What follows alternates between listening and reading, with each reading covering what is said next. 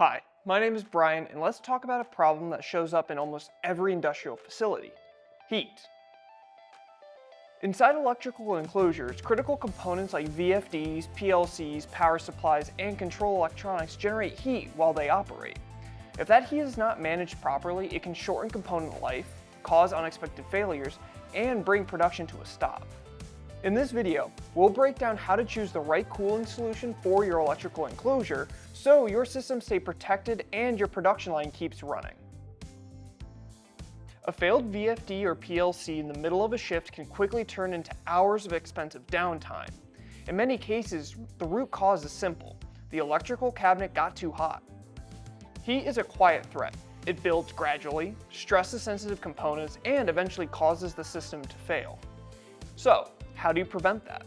The key is not to choose the biggest or most expensive cooling unit available. The key is to choose the right solution for your environment, your enclosure, and the amount of heat your equipment produces. Here's how to think through that decision. First, we'll look at the main types of enclosure cooling. Then we'll focus on two important questions. What is the air like outside the enclosure? And how much heat is being generated inside the enclosure? Let's start with the two of the most common solutions: industrial air conditioners and filter fans. Industrial air conditioners are the heavy-duty option. They are designed for applications where heat levels are high, ambient temperatures are challenging, or the enclosure needs to stay sealed from the surrounding environment. Filter fans, on the other hand, are much simpler and much more cost-effective. They are used when the surrounding air is clean and cool enough to help remove heat from the enclosure. So, how do you know which one you need? Start with the first question.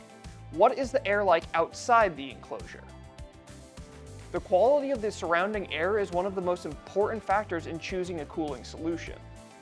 If the enclosure is located in a clean, relatively cool environment, you may be able to use outside air to help remove heat.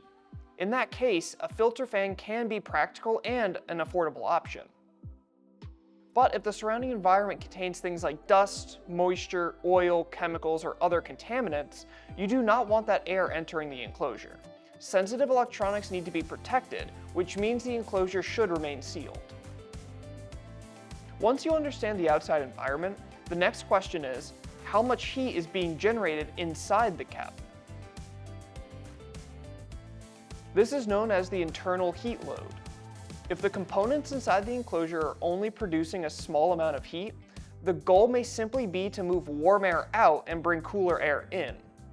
But if the enclosure contains equipment that produces significant heat, such as large variable frequency drives, then basic airflow may not be enough. In that case, you need an active cooling solution to maintain a safe operating temperature. So the decision comes down to two key variables: the condition of the air outside the enclosure, and the amount of heat being generated inside the enclosure. When you combine those two factors, the choice becomes much clearer for you. In a clean environment with low heat load, a filter fan is often the best and most cost-effective option. In that same clean environment with a high heat load, though, a filter fan may not provide enough cooling. An industrial air conditioner is usually the better choice.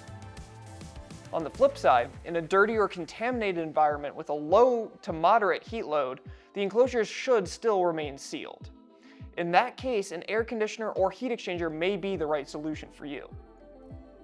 And finally, in a dirty environment with high heat load, an industrial air conditioner is usually the most reliable option. Cost is another important factor, but it is important to look beyond the initial purchase price. A filter fan is typically less expensive up front. However, filters need to be inspected and replaced regularly. That means ongoing maintenance time and replacement costs. An air conditioner costs more initially, but many modern units are designed for lower maintenance, especially in indoor applications.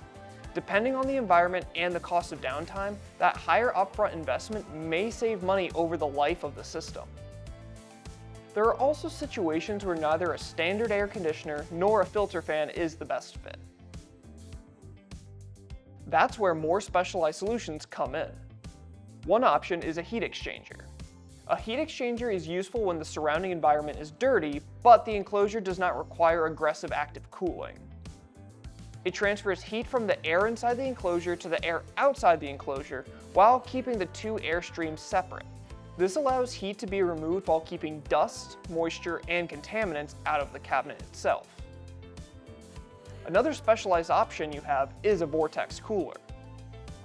A vortex cooler uses compressed air to create a stream of cold air.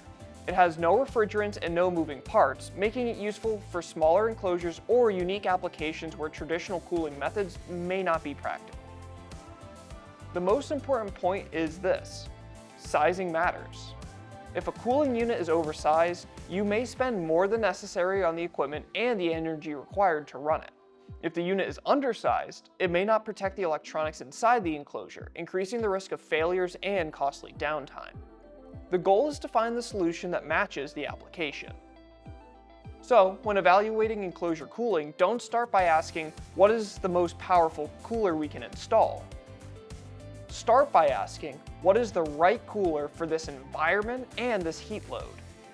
By understanding the conditions outside the enclosure and the heat being generated inside of it, you can choose a cooling solution that protects your equipment, reduces downtime, and supports reliable operation. Thank you for watching. If you enjoyed the video, make sure to leave a like and subscribe to Automation Nation. If you have any questions, drop them down in the comments below, and one of our specialists will answer them. See you next time.